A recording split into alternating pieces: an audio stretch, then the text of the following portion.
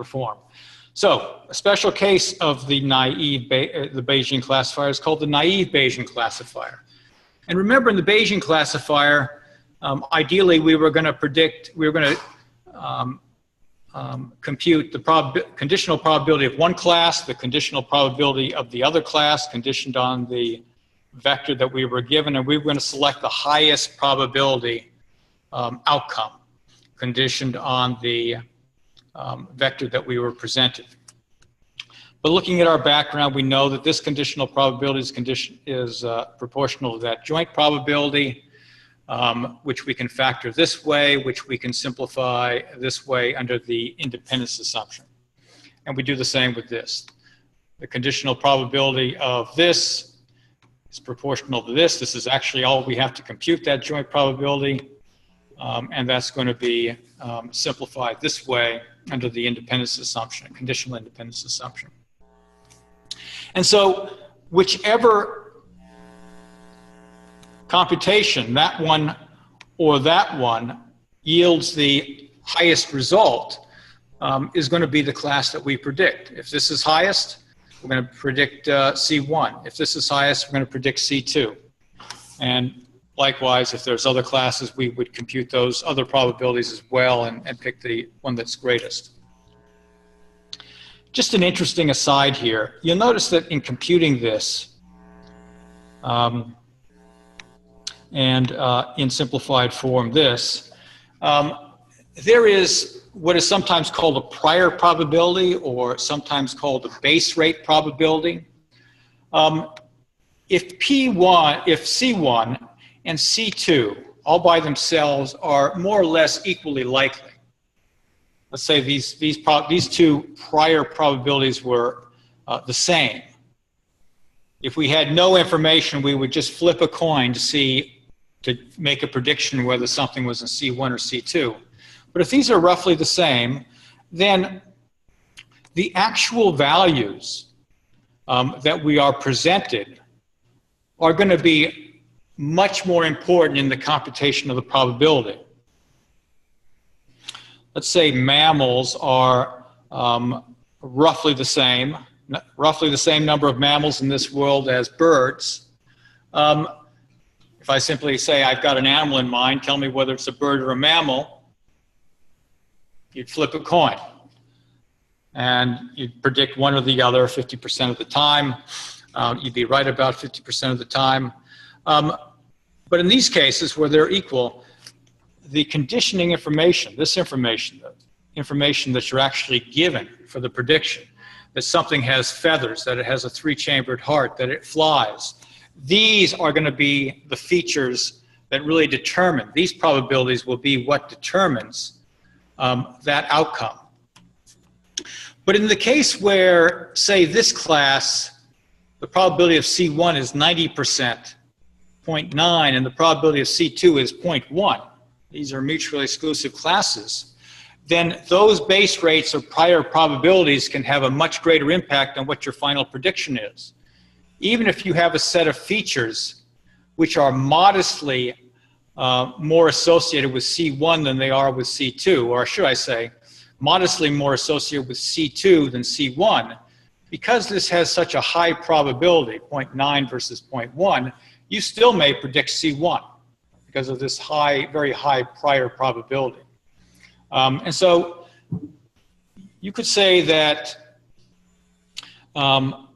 this is the evidence that you are given for making a prediction, but you always have a base rate or prior probability that can still come into play if the evidence is not sufficiently strong to contradict the prior probabilities.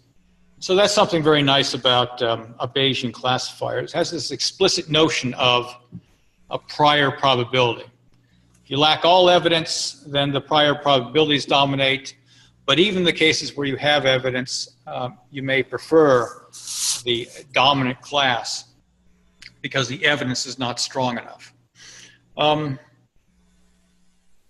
So, how do we learn a naive Bayesian classifier? Learning a naive Bayesian classifier is trivial. It's nothing so complicated as decision tree induction. again, here is what we are going to be using. This is what we're going to be computing with the naive Bayesian classifier, probabilities of this form. And we assume that each probability, the probability of V1 given C1, is estimated as a fraction, a ratio of counts, a proportion. So the probability of V1 given C1 is estimated for purposes of the naive Bayesian classifier as this notation, which is explained below. This is the number of rows in your training data that exhibit both V sub 1,1 and are members of C sub 1. So remember, this is during training, and so all the data is labeled.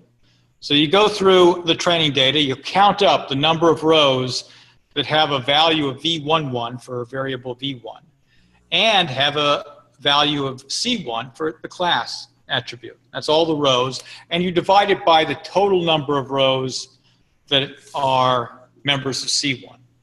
And that is your estimate.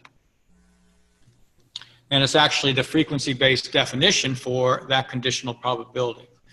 And you just do that for each of the potential probabilities.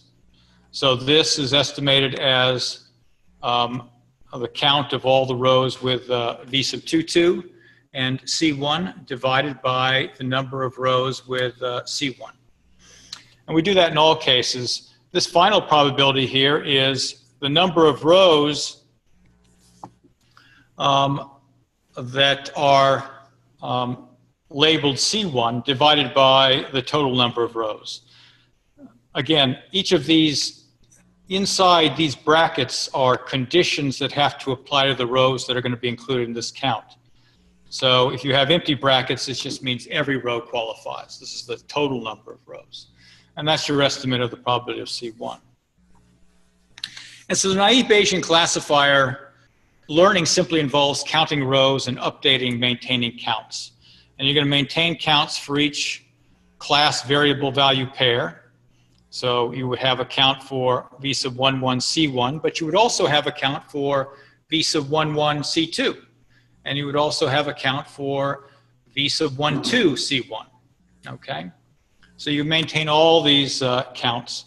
You maintain the counts for the total, each class all by itself, not just for C1, but also for C2. And then you would know the total number of rows that satisfy that condition. And that's what goes into learning a naive Bayesian classifier. This just shows that you can view probabilities as counts. They can be joint probabilities like this. You can factor it this way.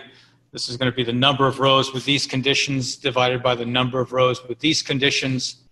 All of these fractions, if you go ahead and you cancel out the corresponding denominators and numerators in each of these cases, cancel these out, you're simply going to get what you would expect, which is the total number of rows with all these conditions divided by the total number of rows. So